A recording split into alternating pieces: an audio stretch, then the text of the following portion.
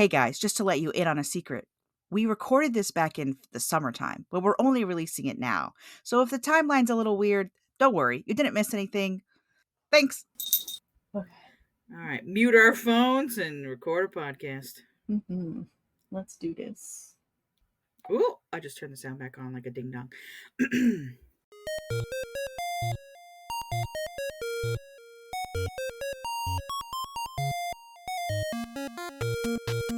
Hello, friends and fiends. Welcome to Bugs Need Heroes, a podcast where an artist and an entomologist team up to illustrate the inspiring abilities of insects by creating bug-themed superheroes. I'm Amanda. I'm Kelly.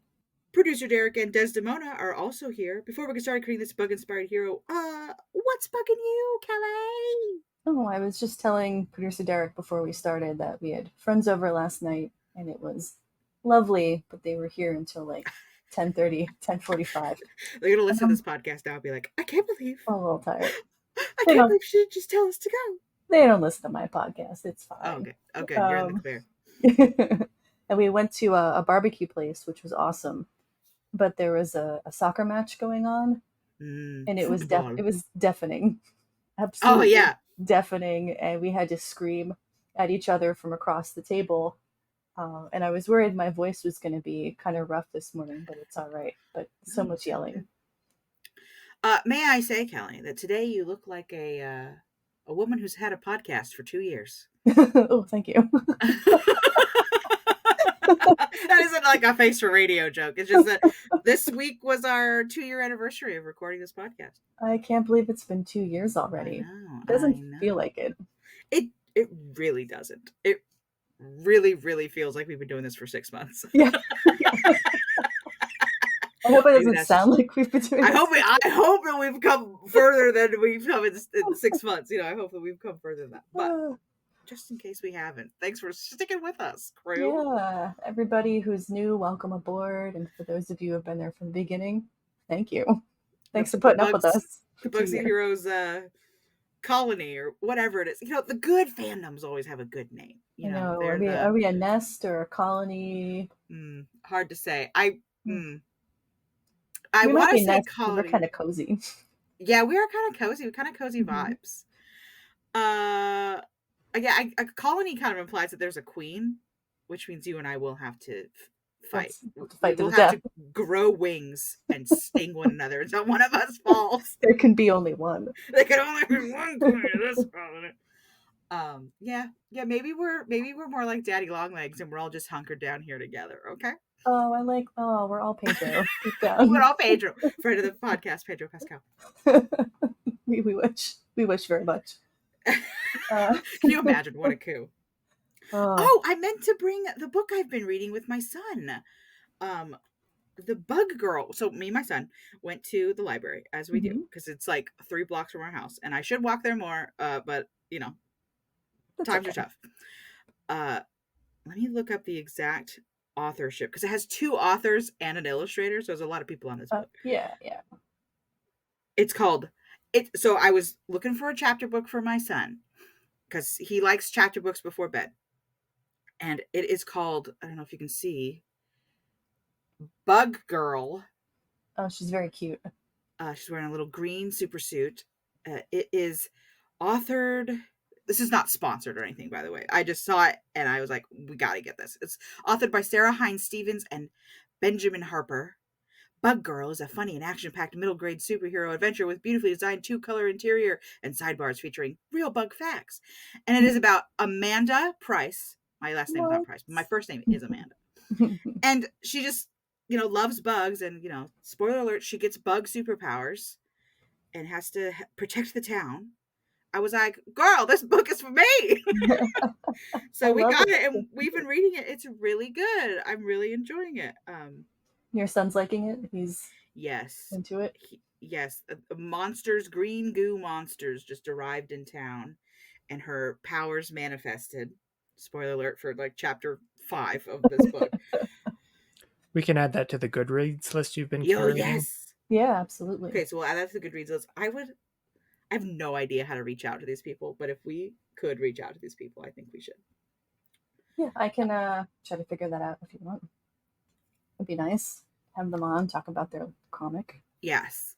It's not a comic. It is a It's a book book. with Okay. occasional illustrations, which I think Okay. is genius. I think that's the way to go. But no, we've been really enjoying it. There's 2 books. We're only about halfway through book 1, and then we'll move on to book 2. But I just, it's a girl named Amanda who loves bugs. And the first chapter, she's like trying to get her fellow students into bug facts, and they're all like, no, thank you. And she's like, if I could just convince one person that bugs are good. And I was like, girl, same. She needs to listen to our podcast.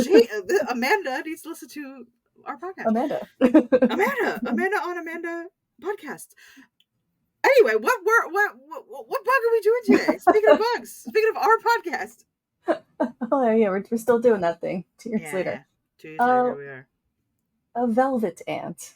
Have you heard of velvet ants before? No. And apparently it's not to be confused with velvet worms, which is something else, which I also don't know what that is. So there are apparently velvety bugs walking around here. Well, they're called velvet ants, and they are in the same family, or the same order as ants are, Hymenoptera. So Hymenoptera are ants, wasps, bees, and sawflies. But the velvet ants are family Mutilidae, and they're not ants, they're wasps. Yeah. Bugs. You can never be sure with bugs. Humans naming bugs is what it is. And they're called velvet ants because they're very fuzzy, and the females are wingless, so they look like ants. Oh, Amanda. Oh. Okay, I'm Googling now. You have to see them. Oh my gosh. It's like a bumblebee without wings. Yeah, kind of. But more ant-shaped. I can see why they thought it was an ant. Yeah. It's got that longer, slimmer body like a wasp has, but it really has like the head of an ant. And then thorax, and then kind of a little bit of a separation before the booty buns come into play. Oh, see here I'm seeing a winged one. I'm seeing a winged one. That would be the when male. I scroll down. So the males have wings. Oh my goodness. Okay, so tell me. Remember what the term is when males and females are very different looking? Sexual dimorphism. Yeah. Gold star, Amanda. I know some of our listeners love it when you get the. Yeah, we got a comment that was like, when Amanda gets the terms right, I'm so happy for her. we love that. I love that for me. I love it for you very much. Well, it just feels good to remember stuff, I passed the exam of life. Yeah, about this one term. The bug exam. So he's kind of red. They come in quite a few colors, so they can be red or orange or blue, white, a little black in there. There's a really bright blue one, and I should have. Ooh! Oh my gosh! Do you see him? Yeah, he looks fake. The blue. Straight up looks fake. It straight up looks Photoshop. It straight up looks like I'm scrolling through Facebook and someone's trying to trick me. It is. It's like Spider-Man's costume. It's too blue. Yeah. It's too blue. Wild, right? It's not even that like iridescent color that you get sometimes with bugs. It's like straight blue. It's just blue. It's like someone painted it. I think that blue is kind of ugly on that part. Doesn't work. Doesn't work for me. It feels a little ultraviolet. Mm-hmm. Oh, I think Derek just put one in the chat there. Let me scroll over there. Oh yeah, look at the up close of its little head. He's fuzzy. He's really fuzzy. Mm-hmm. And we will put photos up on the social medias. I think some of these are from Kevin USGS. Okay, they're USGS images. We got a little bit of both going on. I'm digging it more as we go. Okay. Mm-hmm. Yeah, and we'll share those with you guys, you folks. But yeah, they're kind of cute, I think. Well, fuzzy goes a long way with cuteness. It really I think does. Our mammal bias says fuzzy equals cute because fellow mammal. Yeah. Well, over here we have the eastern or the red velvet ants. We always call them cow killers. Have you heard that term? I don't know if maybe I've heard the term cow killer before. Okay. But I don't They know what don't. it was but I didn't know what it was referring to. Yeah, I don't know why they're called cow killers. They can't actually hurt cows.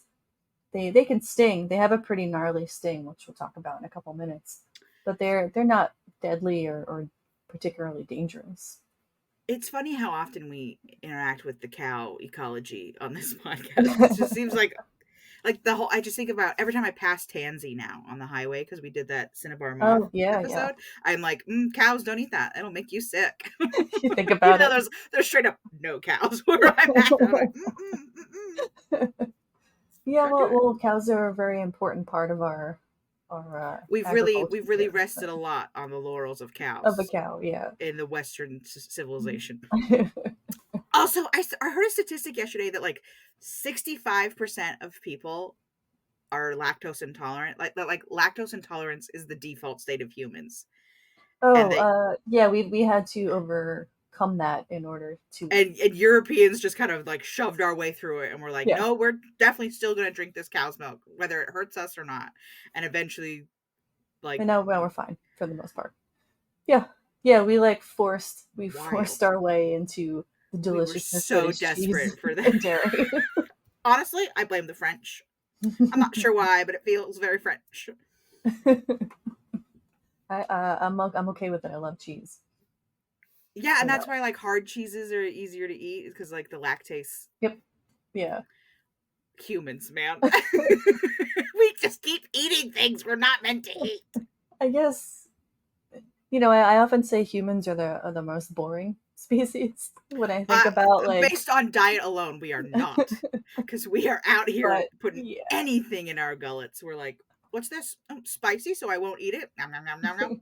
What's this? Caffeine, so I won't eat it. Nom nom nom nom nom nom. Oh, but yeah, the fact that we eat super hot peppers is kind of For amazing. fun, for just like a thing that we're doing.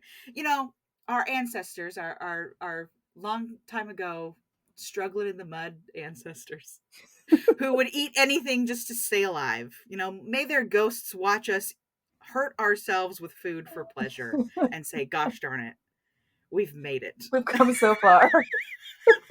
Here I am eating spiky weeds so that I will survive the winter, and you're eating food that's bad on purpose. I have a pin on my backpack that says "Future Ghost," and it's just you're just looking ahead to your future. You know, I after your doctorate, you gotta have somewhere to go. gotta have something to look forward to. Yeah. Well, at least today I've been looking forward to the Velvet Ant. The Velvet Ant. Yes. Um, So you guys if have it's some over there too. They're kind of everywhere. There's 8,000 species of these little dudes running always so many. around. There's always so many kinds. So they're just kind of, are they across like all of the continental U.S. They're or are they they're in basic. other places? They're pretty worldwide. They've got a Oh, worldwide Mr. distribution. Worldwide. Mr. Mr. and Mrs. Worldwide, the Velvet Ant. I think there's like somewhere around 400 that are just in like the United States alone. Yeah. We're We full of. we always say that like, oh, there's so many in just the United States alone, but I'm like, it's a whole continent. We have a bit, The, yeah. the United States is really 50 countries hiding as one country. We are Europe. We're It is huge, just one you know. country. Yeah, So to say that they're all in one country is kind of misleading. yeah. We just happen to have like a big chunk of the whole continent over here. That's ours.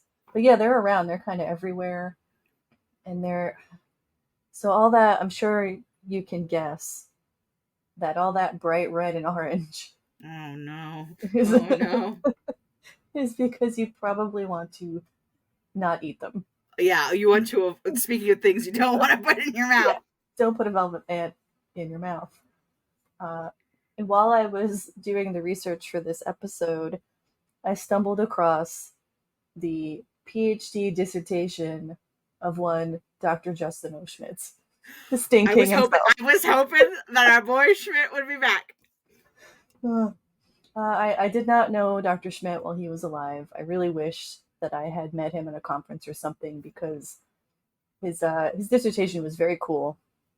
I read through the whole thing. It was very long, as all dissertations are, and he did this study about predators and like what is interested in eating the velvet ant, specifically the females, because they're the stingy ones, of course, because Mhm. the ovipositor is a modified stinger, or the stinger is a modified ovipositor. And so this dissertation is from 1977, and boy, does it feel like a dissertation from To keep 1977. referencing things as like far out. Oh yeah, man. Well, he starts by listing like a bunch of the predators that he was keeping in the lab, and it's normal things, like fire ants, a few Mhm. different types of ants, wolf spiders, and then he moves on to like small lizards, like anoles, and I go, all right, well, yeah, you kind of keep this in the lab, no problem. And then a European starling. And I thought, what? He just had a bird with him in A the bird in the lab. lab? Yeah. And here, my pet bird, a European And starling. a gerbil. Um, but now to keep a bird in the lab, there's a lot of red tape around that. Oh yeah. You have to have like a pretty big space.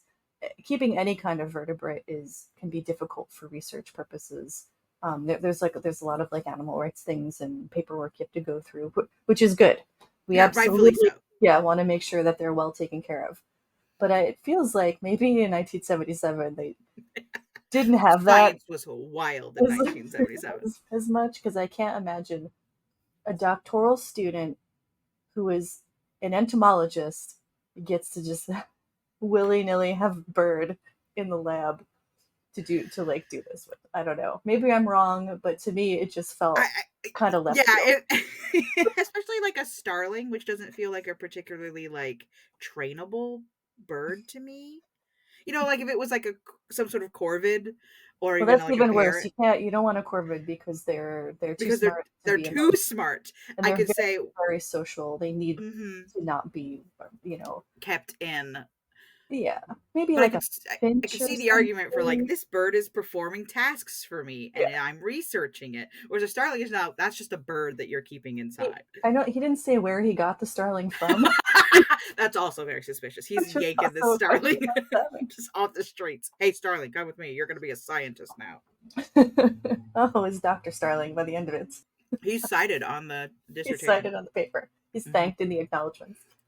But Dr. Starling, for your incomparable help. the paper was pretty neat, and he went through and he's like, okay, well, which animals are willing to eat the velvet ant, and how did they do it with avoiding the sting if possible? But Dr. Schmidt also, of course, was stung in the process of His signature move. of this, and depending on the species, he says it's a 2 or a 3. Um, part of this is definitely because the stinger of the velvet ant can be up to half its body length. It's the longest stinger in the sting kingdom. We'll call it the stingy kingdom. I want to be. So a significant stinger then. And it Oh is yeah. two or like what's the scale on the 2 or 3? Is it out of 5, out of Um. 3? The full pain scale is a 5, 1 to 5. 5. Oh, Yeah, okay. which is still pretty. I think it goes to 4. Oh, does it go to Is it only 4? I thought 4? it's. Oh, I thought it was a 5er. All right. I mean, it might go to 5 and he just never found the 5, you know? He never Well, found but the the scale one that still like goes to 5. Yeah. right. Um. Because he had some that I'm going to he's check real quick. yeah. Yeah. Go ahead and check it. We'll Like my book's in the other room. I can't get up and. because like the bullet ant is like infamously the one that was like it feels like you've been shot, and I think that one was like the top of the scale. Oh yeah, I don't remember what the top one was, but what's The so bullet I ant love is number 4, and that is the Okay, highest. so that's the highest. highest. Okay, Okay. 4. There's So 2 two or 3 other. is significant There's 2 other that get to 4, but Yeah. because I know there's a plant that is similar that like they call it like the suicide plant or something like that, where because it's like if you get this plant rash, you'd rather chop off your own arm than continue to feel it. Oh, yeah. I think my husband was just telling me about that plant Mm. while I was doing the notes for this. I forgot what it's called, but I was looking. So Derek shared the 2 descriptions of the velvet ant stings that are in the book, Sting of the Wild, which we recommend. So the description for the glorious velvet ant really made me laugh. So this one's a 2, and it says instantaneous, like the surprise of being stabbed. Is this what? Then he goes, "Is this what shrapnel feels like?" Oh, Schmidt. I mean, he was a poet at heart. I really feel that he was, we had philosopher poets and stuff, Oh, he he was was a one. scientist poet. He So was an funny. entomologist. Starts at 0, goes to 4 is the scale. So And 0 then, being like, eh, yeah. and 4 being like, I wish I hadn't done this. Well, the number 3 is the huge velvet ant, and it says explosive and long lasting. You sound insane as you scream. Hot oil from the deep fryer spilling over your entire hand. A poet. A poet. That was An like absolute it poet. wasn't a haiku because the stanza was wrong, but it It felt felt very close. haiku-ish Yeah. there in the middle. You sound insane as you scream. Wow.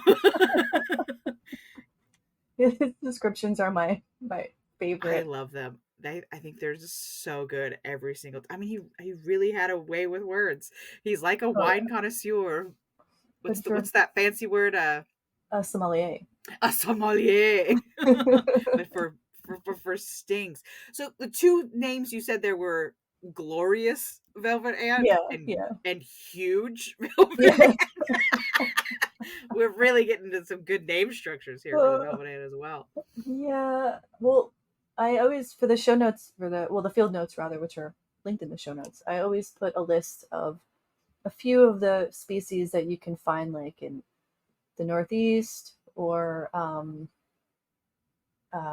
Pacific Northwest, Australia, Europe, Asia, and they're all kind of boring. It's like the large velvet ant, or for us, it's just the red velvet ant, which to me reminds me Right. of cake. It's like a little piece of cake running Oh, around, and they're little caked up if you look at their they, butts. now that you say that, strong cake vibes. From like just the color is very, very similar. A lot of them Well, don't have common names though, so I just opened the Schmidt pain scale and he gave one a 4, describing it as torture. You are chained in the flow of an active volcano. Why did I start this list? I love him. so But Daddy, I love him. And I've never been stung by a velvet ant, nor do I want to be. So You've I'm never just been kind even of been trust. stung by a bee, which is wild to me. Nothing. Producer Derek, just got Recently stung. Recently stung on the tip of his little helpful finger trying to rescue a bumblebee. And what did he get for The his fuzzy friend became the frightening friend, unfortunately. Unfortunately. Well, she was probably scared. Yeah. She was drowning. She didn't know what this guy was doing. I'm Panic. sure if she could, she'd write him a tiny thank you / apology card. I think so. Generally, bumbles are very nice. So if it's a wasp and an ant, is it living in a colony / nest, or is it one of those solitary She's wasps? got no time for friends. No time. She's whipping up cakes everywhere she goes. She's busy.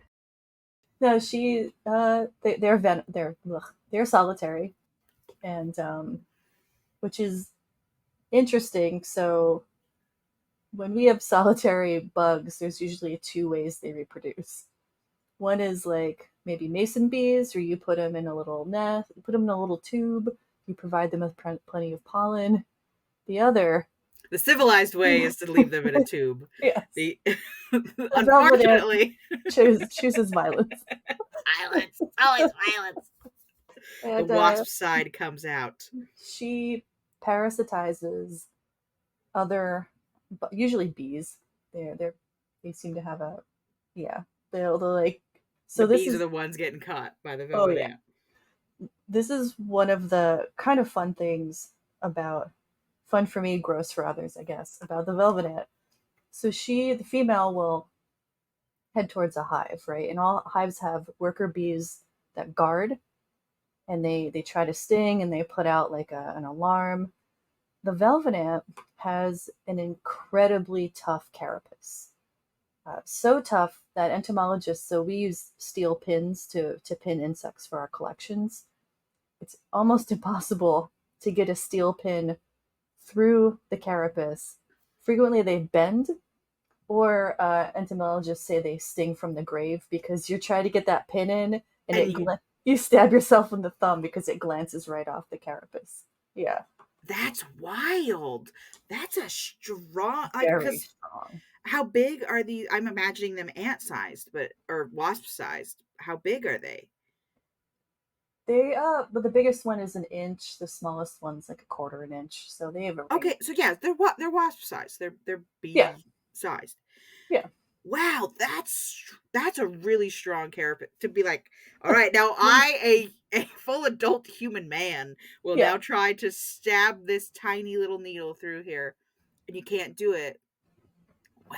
yeah. It just doesn't work. So when they come up to the beehive, the bee doesn't even try to sting. They try to bite it with their Right. mandibles, which also doesn't work, and then give up. They just So there's because really nothing. The they bees are like, can't do okay, anything. I Yeah, guess you're in here now. yeah. Oops. So is there anything the bee can? They just try to prevent it from getting near at all. And Yeah, once it's near, they they're like, okay, take one of us. once it's in, because they can't do anything. She's too strong. It might be dangerous for them to even, what are you gonna do when she's coming for you? So they she'll get in there, and now she looks for a larval bee, and she'll lay her egg on there, and it will do The whole the whole rigmarole rigmarole of hatching and eating of that. parasite. Yeah. Yeah. Mm-hmm. Some scientists have hypothesized that the velvet ant female also releases a sort of enzyme that slows the growth of the baby bee. So Oh, this way, interesting. its baby has enough time to To like, fully yeah, gestate. yeah, yeah, to do its alien chest burster thing and make it work. Although uh, I read this, this kind of made me laugh the other day, and Joe was a little horrified by it. So there was one paper that suggested that maybe they were doing this to cockroaches because they found like velvet ant velvet ant larva around like a cockroach. But what they think happens is another parasitoid wasp parasitizes the cockroach, and then the velvet ant parasitizes the parasitoid wasp. So it's parasites all the way down. The hunter becomes the hunted. Yeah. My gosh. Wow. There's Nature's a lot. awesome.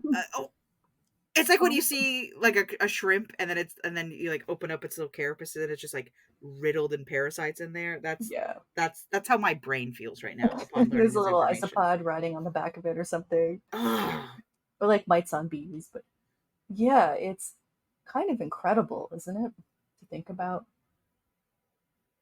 no, it is definitely incredible. I am certainly amazed. I don't know that it's positive feelings, but certainly I am in awe. It is truly the true definition of the word awesome, I suppose. Yeah, right. Yes, Yeah. it is terrific in that way that terrific used to mean terrifying, Terrifying, yeah. and somehow we, us sarcastic humans, at some point we switched the definition. Yeah. But see, yes, so that'll the gestate, it takes like maybe like a week to 2 weeks for that larval velvet ant. And again, it's a wasp, but calling it a velvet ant, I really don't want anyone to get confused about that. And then it becomes an adult, and it moves on its merry way. They're not very well studied. They're, as you can assume, they're pretty hard to try to rear in captivity. So we don't have a good handle on their life cycle and how long adults live. Because when you catch an adult in the wild, you don't know how old it is. Right. She's just motoring around. Oh, I forgot to mention before too. They're so sexually dimorphic that female velvet ants look like other female velvet ants. Right, the body plan's kind of the same. Yeah. Usually a bright color. Male velvet ants sometimes look like other species of wasp because they're fairly defenseless.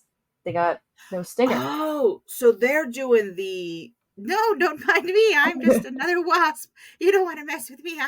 I have a stinger, and I could be a dangerous lady. I'm Yeah. dangerous. So all the men are in drag in this. Happy Pride Maybe. Month. Happy Happy Pride Pride Month Month to us. in our drag wasps. Yeah, kind of. That's a really fun way to think about it, actually.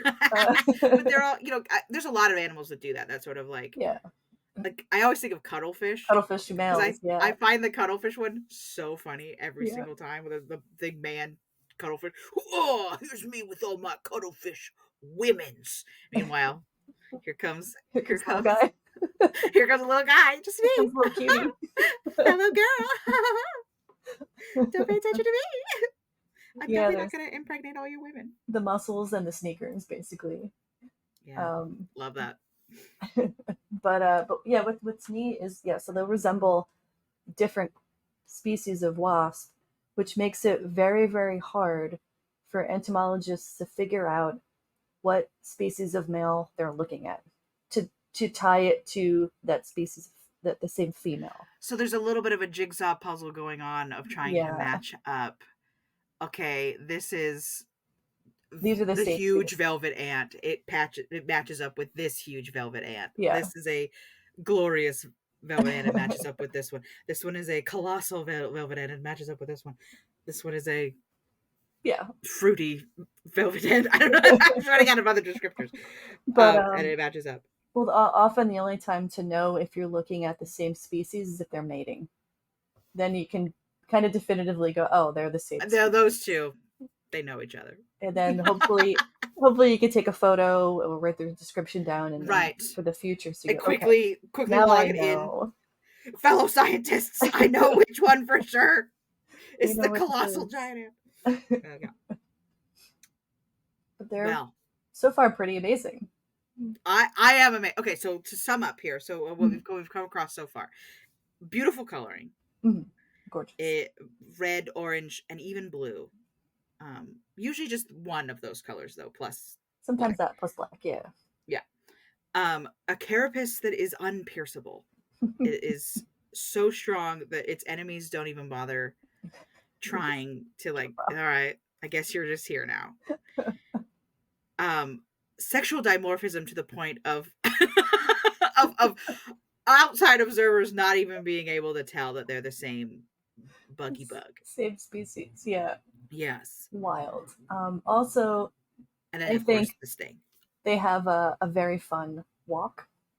The females are like, to me, they have this like sort of harried, I have no time, quick. She's very quick. She's got a very quick little walk. She's got places to go, and they look goofy. To me, they look goofy. Okay, all right. I need to see this. And so what did a lot of heavy lifting for my notes for this was the Princeton's guide, Velvet Ants of North America, which is fantastic. And if you want to know more about velvet ants, it's more of a field guide, but the whole front section is just an incredible description of these animals. And if you like bug puns and dad jokes, I do. those entomologists snuck them in there. But they describe the locomotion of a velvet ant. So this is a quote from Velvet Ants of North America. The locomotion of velvet ants resembles that of a sleep-deprived parent who is already 15 minutes late to an appointment months in the making, searching for their car keys on a Lego-strewn surface. Yes. Not the Lego-strewn surface. But she's kind of like meandering. Oh, look what I found. Your favorite thing, Kelly, which is boy. when men on the internet allow bugs to sting them. It's the second result for Velvet Ant on YouTube. Jack's Wild World of Wildlife is letting cow killer velvet ants sting him. Why? Because you gotta. For science. I don't know. And YouTube hits. Dr. Schmidt already did it. It's done. This velvet ant has a fun little pattern on it. It's got like a dual circles that I'm pretty. gonna say don't look like booty cheeks. So they're pretty fast. The females are really like motoring because they gotta find somewhere to lay their little eggy. They gotta eat. Adult wasps are probably no surprise to anyone, drink nectar and eat pollen, you know. That's what they tend to do if they eat it all. Yeah. These all refer to as the cow killers still. So there's must be some wives' tale or something about it. Yeah, About it stinging cows. Maybe the cows get stung and then stampede and then run over an adult male lion and set forth a chain reaction in the monarchy of lions. Well, they also squeak, Amanda. You burying the lead on a bug that makes noise? So they stridulate, which we talked about on the podcast before. And I think maybe most recently, maybe the cicada episode, we discussed that. Yes, I believe so, where they just kind of vibrated parts there. of the abdomen together to create. And I think so. I do have in the Velvet Ant Discord a little video where you can listen to them squeak.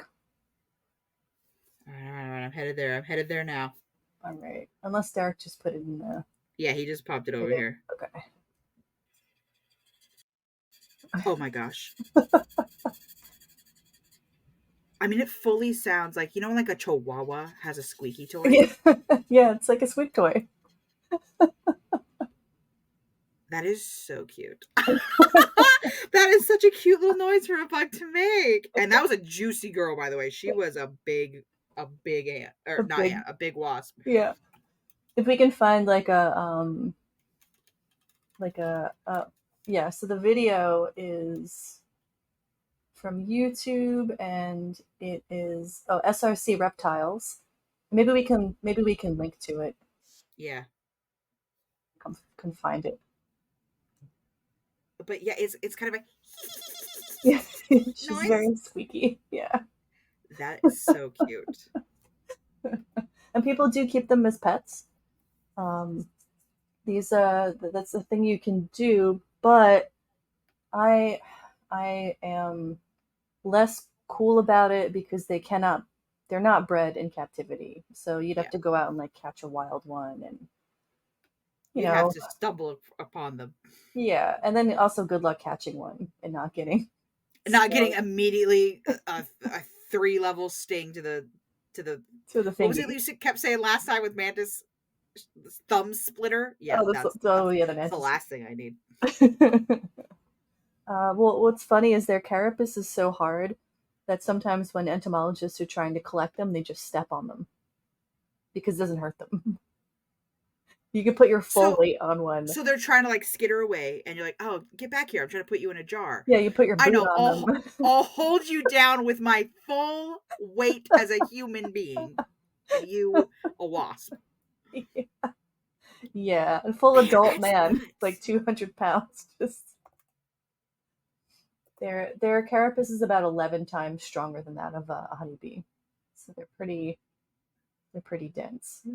So funny, yeah. Okay, so we need to have some sort of armor, obviously, at play in her design. I say her, but this has got to be her. I mean, we could go the drag queen route. Oh, we could because it's June too. Because it is June, and you did say that, and it's funny that it's not just a sneaker male where it's like, no, don't pay attention to it, like the cuttlefish. It's like fully pretending to be someone else. Yeah, like a fully different species. It's like, I'm a different kind of thing. Yeah, well, I am wearing my rainbow flag shirt today for the recording. It's coincidence, but I guess it makes sense. There's no such things as coincidences, Kelly. Only fate you did not recognize at the time. And then their final power, I would say, is they smell. They secrete a stink. So they squeak and they stink and they do all this so that they don't have to sting you. It's all a bunch of warnings. Right. That bright color. Get the heck away from me. I don't want to have to sting you. Stinging is costly. It's energy expensive. It's energy because they gotta make that venom. I assume they can sting multiple times, but they have to replenish that envenomation every single time they do. Yeah, it costs, But the smell has been described as a sweet, sour, slightly fetid decay smell. Mm. Delicious. And sometimes some species have a chemical cue that's sent that mimics the alarm pheromones of ants, which sends the ants running if they are trying to attack her. She's just full of fun stuff. She has so many secret power. Okay. So first of all, she's unpierceable. Unpierceable. And has a sting that hurts like the dickens to any mammal that tries to mess with her. Oh, that stinger is also more like a flexible hose and not like a spear, so she can like curl it under her and sting from like, she can also sting from behind, like sting from all the angles. There's no angle at which you could surprise her. She can get you because she can manipulate that ovipositor turned weapon in any way she wants. Okay, so unpierceable, a sting that can get you from anywhere, and it hurts like the dickens. A beautiful coloring. I count that as a weapon because like so beguiling. She stinks if you. She's funky. Girl's funky. Funky. She can make a adorable squeaking noise that I'm sure is scary if you're also wasp-sized along with her. And the men are so useless that they pretend to be someone else.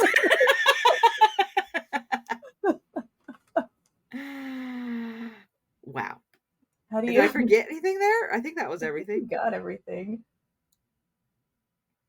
How do you feel about the I'm feeling, and this is my bias because I always feel this way. I'm feeling Joan of Arc vibes from her. I need to look up my favorite Met Gala outfit of all time, which is the Zendaya.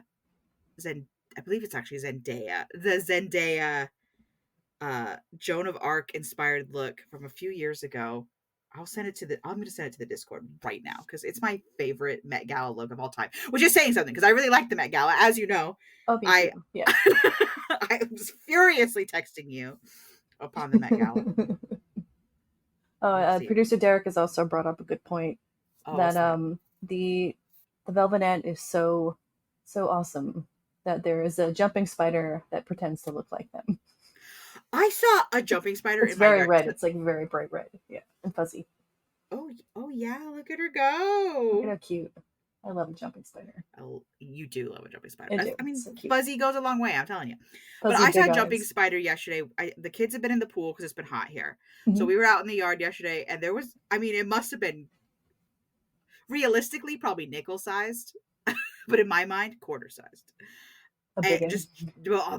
A biggin. And my dad was with us and he was trying to like capture it so Ted could get a closer look at it, and I was like, you are not going to catch her. She is way too fast for you. And she's paying attention to your movements, and eventually she did this thing where she like scuttled away, and then I could only describe it as put forth a lasso and swung away. Yeah. And Dad was like, where'd she go? And I was like, she's gone.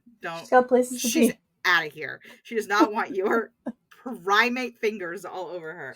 She's not interested in you. No, she has nothing to do with it. Yeah, I love jumping spiders. Oh, I typed in Zendaya armor, forgetting that she also wore an armor suit to the Dune premiere. Oh, very cool. She's got some great fashion taste. She's very cool. I keep seeing memes that are like, you think you look good in your outfit, and then you find out Zendaya's gonna be there. And you might as well just go in your pajamas. You know, like, just for sweats. No point. Get it over with. I might as well be comfortable. No one's gonna be talking about me. So what are your feelings then? I'm trying to decide if there's a way I can combine these two Zendaya looks into one incredible velvet ant. Exactly. Okay, hold on. I'm going to send them to the Discord for you because they are unironically my very favorite.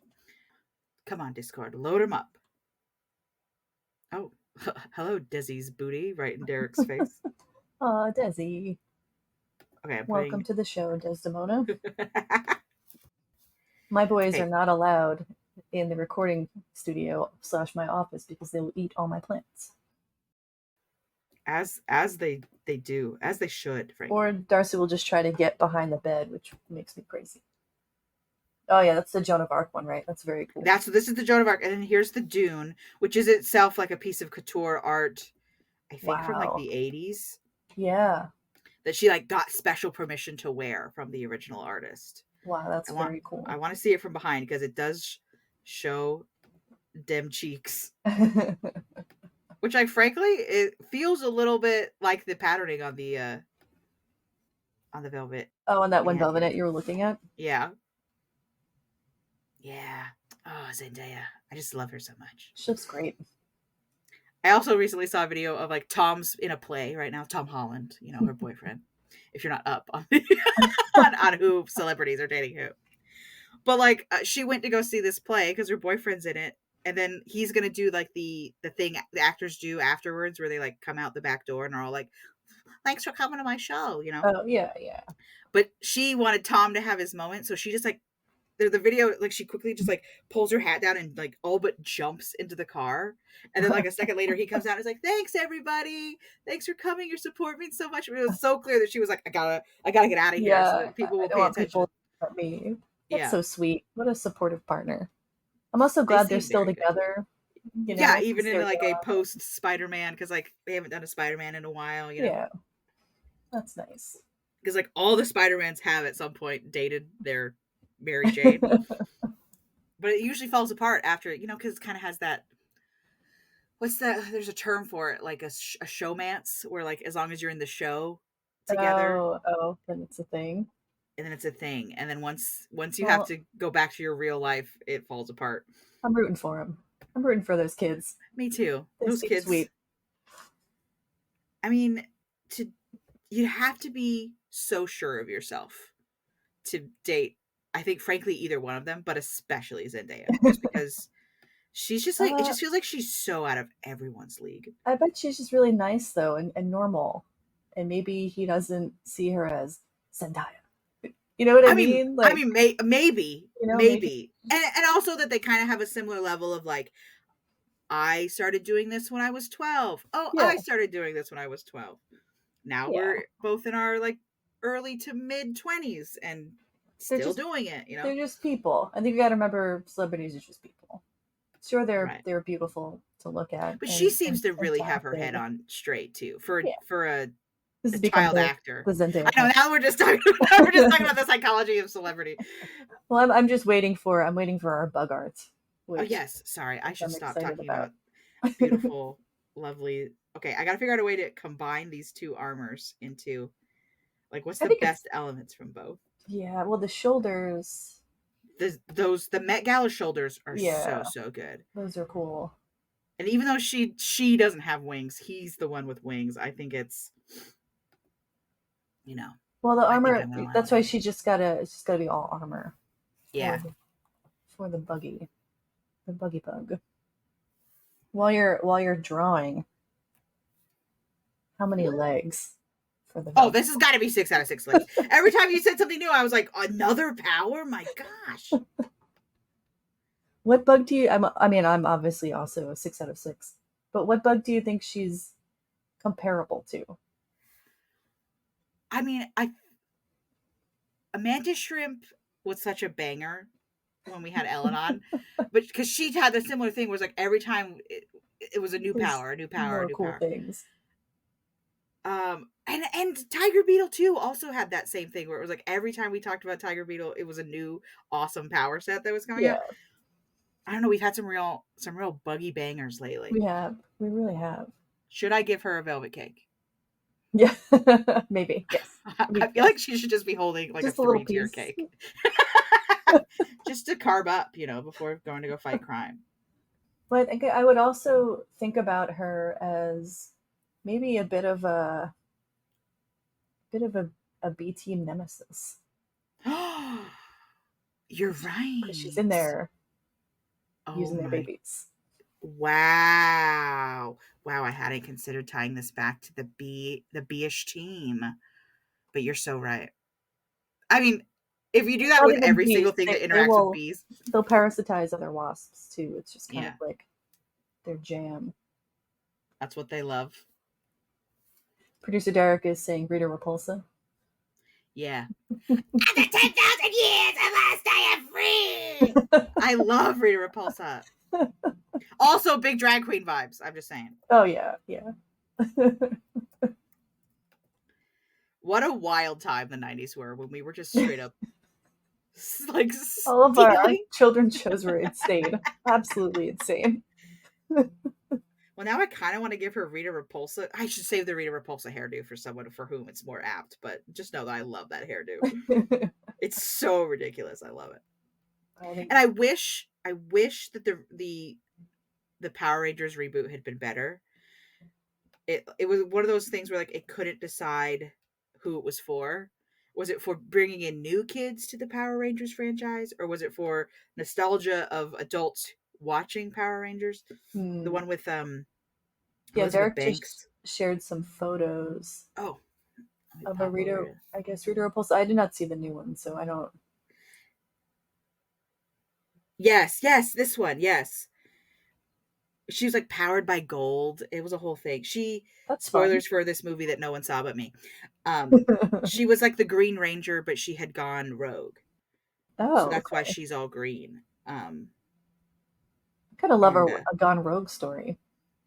I really like this carapace that she's got on. I think I'm gonna try and do that Yeah. sort of thing. He shared an original Rita Repulsa where the wig is so poorly put together, it's clearly just part of it's a hat. It's very clearly a hat. I mean, how else would it be a wig? You know, like it's obviously a hat. It stops right where that like crown thing across her forehead goes. It's insane. Yeah, I just wish this movie had been better. It's a shame. So she needs some sort of, I'm trying to figure out how to do her sword. It needs to be maybe one of those swords where it's like also a chain. Just so that she can get you Oh, from because any... it's flexible? Yeah. Mm-hmm. Oh, that's kind of neat. Yeah, I could see that. And definitely all the armor. I don't know what else. Like in God of War, where you like spin them around on Oh, chains. Yeah. One of the recent Disney princesses also had one that was hold on, I can't find my thing. She had a sword, you know, that chink chink chink chink chink, it all undoes itself, and then it's basically a chain with blades on it. That's what I don't watch Disney anymore. It was Raya and the Last Dragon, which would have been better served as being a TV show because it felt like they put too much information into an hour and a half long movie. Yeah. Yeah, I get it. That happens. Yeah, it should have been a series because I think there was a lot of really interesting world building happening, and they just didn't get to talk about like half of it because like it's only an hour and a half long movie. But it also was one of those movies that like the last year of production was over COVID, so it was everyone just like animating from home, and so the movie does kind of suffer from it made a lack of continuity because all the movie making things you do while the movie is being made weren't happening in the typical way. Yeah, they weren't together doing that. Yeah, it's hard to be like, hey, does this animation flow with your animation when you're both just, you know, working from your apartment? Yeah. Well, I'm excited for this one because she's pretty awesome. All right. Gotta imply armor without sitting here and drawing a bunch of armor. I am just straight up stealing the carapace thing. What? You can always add details in post too. Yes, I will. I often do. I try not to add too much, but like I'll add like rivets and stuff in post. Yeah. And color. I mean, yeah, the color goes a long way for a lot of them. I both love and hate. I have a love-hate relationship with lady armor that is like so impractical. It's like perfectly molded to her. And I'm like, how'd you 3D print this armor to your exact body proportions? Yeah. And it's not helpful to be like that, really. I don't know. No, that's the thing, is that like real armor, people get it wrong. They like always want to make it that like Roman armor or breastplate thing where it's like a fake chest basically. But like medieval European armor was like huge and round because you were trying to keep swords from glance piercing off of you. Yeah, exactly. Not get stuck on your perfectly chiseled bosom. Yes. Oh no, you've stabbed me right in my perfectly chiseled abs. I died, but I looked great while doing it. So. Yeah, there's some medieval armor where it comes to more like almost like a point in the front, which makes it very difficult to get a Yeah, blade. very, very tankish. Yeah. It's cool. It's cool that they were really thinking about the practicality of fighting wearing those big sort of And people also vein like they pieces. always think of swords as like the sword fight thing, the rapier thing, but a lot of knights fought with their big long swords, which they basically used as hammers. Yeah, it's a lot of chopping It's a motions. lot of Yeah, like now I drop a 20-pound piece of metal on you and hope it goes through your and armor. hope it goes into you. You know, like yeah. There's not a lot of grace happening in a lot of medieval fighting. I think Game of Thrones did kind of a good job of showing that sort of I don't know how to describe it, just messy, the messiness of trying to Yeah. fight with a sword. Yeah, there's a And couple it's really not good sword pretty. fights. Yeah, it's not a pretty I think a lot fight of to the watch. hound versus the woman, you know. Beautiful, lovely, wonderful Brienne of Tarth. Mhm. And they really do a good job of being like There's a they're lot of trying hacking to going chop on. each Yeah. other up. Like they're not trying to like ding ding ding ding ding. You know, this isn't the Princess Bride. Ding ding ding ding ding ding ding ding. Which we They also are love that. trying, which we also love. No hate, no shame. But they're trying to murder one another with pieces of metal, you know. Boom bum bum bum bum bum bum bum. I've given her kind of drag queenie-esque proportions. Just for my own sake. Well, it kind of works. The abdomen is quite large, and the thorax is kind of small, which we see in most wasps, little thorax Yeah, yeah. section. What's kind of cool about that thorax is so usually you'll have more like hinged pieces to the thorax, so it's kind of flexible. The velvet, all the pieces of the thorax are just fused into one plate, which helps to again protect them Oh, from how getting. strong it is. I feel like I need to give her a big shield. Be cool, yeah, because she is the shield. But, Yeah, yeah, but you know, but yeah, makes evoke. sense for the. I need a more interesting shield shape than just shield. But for now, I'll just put the big shield, and then the sword with the. Oh nope! I put the pommel on the wrong side. That would do you no good to just be grabbing your sword. We'll give her some pointy shoes because villains wear I pointy guess they do wear pointy shoes. shoes. They always wear pointy shoes. Look, character design is about one thing and one thing only: getting as much information into what this character is motivated by as possible. And this character is motivated by pointy shoes. Well, they have little pointy wasp feet, so it's fine. Makes sense. I mean, bugs are kind of pointy. Low key, pointy dudes. Pointy little dudes. All right, you know that my secret weakness is thigh high boots. I'm only gonna go knee high. You're not so secret. My not so secret. I'll go knees, but know that I could go higher. I'll give her the Jupiter ankle boot. I gave her too much leg. I'm gonna have to give her a little bit more room for her guts. Woo!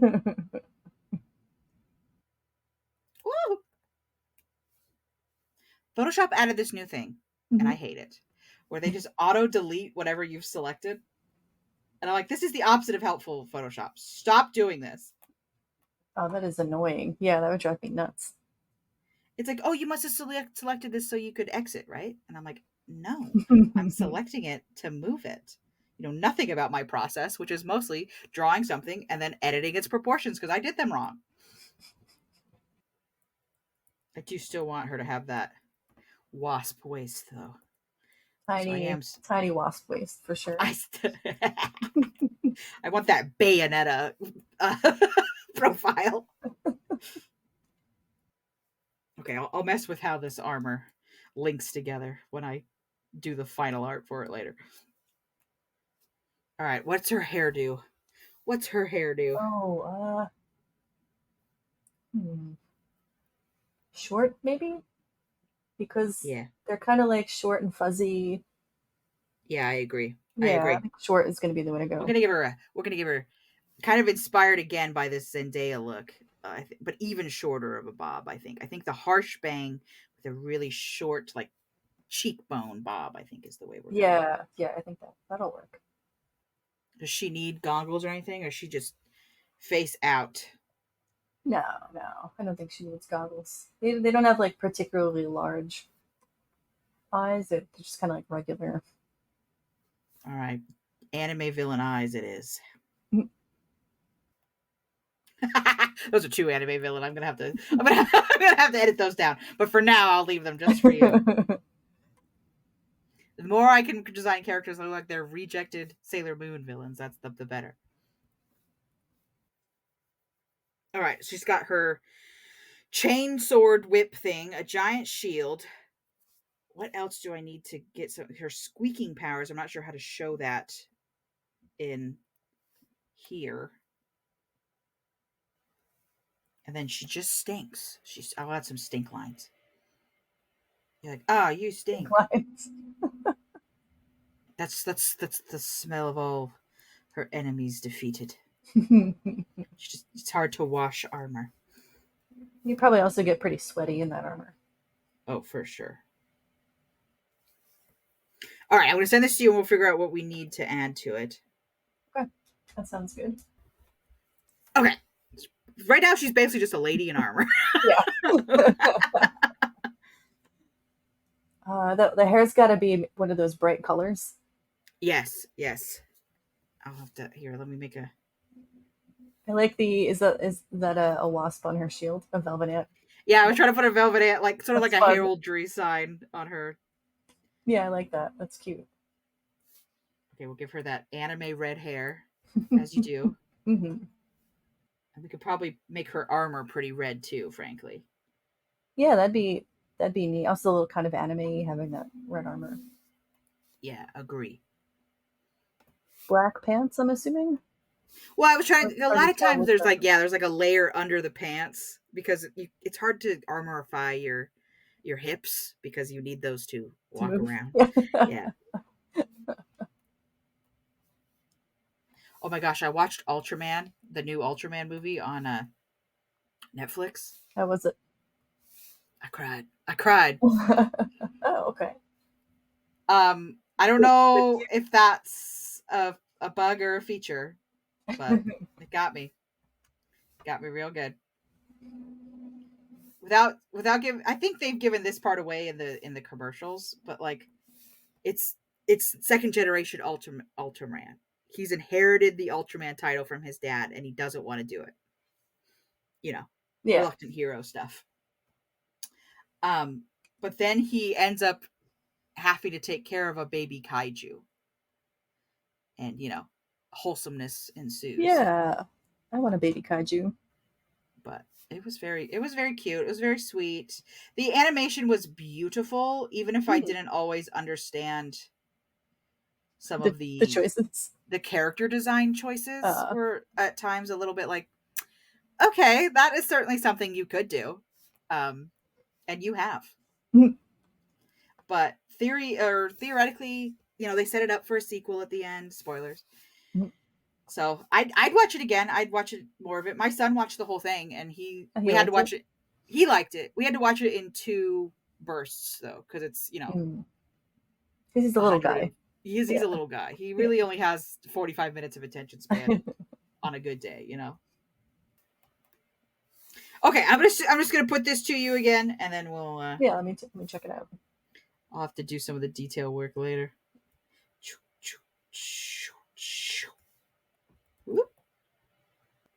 Yeah, I think that added a lot to have her be all red. Yeah. Especially because the B team, once I put this up against the B team, they're like all yellow. Every single one of them. I think Cicada Killer has some red details, but other than that, they're all pretty much yellow and orange. As they should be. They're the B team. Really makes sense. That's what they're known for. The bees. And I think if we're going lore, This poor B team is always getting tricked, always getting fooled because she's going to present herself as an ant at first, Yeah. and Yeah, then that's- and then like, psych, I was a wasp all along. Oh, sorry, I gotta do the evil anime laugh. And then you're like, no, she was a wasp. Oh, we've been tricked. As you remember, the B team's lore was that they thought their like goddess character was the Hawk Moth, but then Hawk Moth was also a betrayer. The poor B team. Poor B team. Really, she has to be like the big bad for season 1. Yeah. To like foreshadow the fact that the B team is being Just constantly manipulated by Hawk Moth. We that they fall for gotta this write sort that of comic. thing. Yeah, we We really gotta do. write that comic. Well, this is fantastic, Amanda. I think we both love Velvet Ant. Velvet Ant was hardcore, and I think she definitely does the thing that all the anime villains in the 90s did. Oh man, what a time when you could just do voice acting however you wanted, because like, who was watching? No one. Children. What a time to be alive. And here we are as adults getting to relive it with our silly podcast. What is adulthood but getting to relive your childhood on your own terms? Yeah, the fun parts. Yeah. That's the millennial curse, baby. Well, thanks everyone for another exciting exciting episode of We Build Lore to a Podcast. And we will see you around the internet, my friends. Love you, bye. Love you, bye. Bugs Need Heroes was created by Derek Conrad and Kelly Zimmerman. Hosted by Amanda Niday and Kelly Zimmerman. Bugs Need Heroes is produced and edited by Derek Conrad, with some assistance from Chelsey Bawden and a few cats. Character art is by Amanda Niday. Our music is Ladybug Castle by Roll Music. Got a bug question? Email us at bugsneedheroes@gmail.com. Check us out at bugsneedheroes.com, and most of the socials are under Bugs Need Heroes. Thank you to the Entomological Society of America for the Chrysalis Fund grant.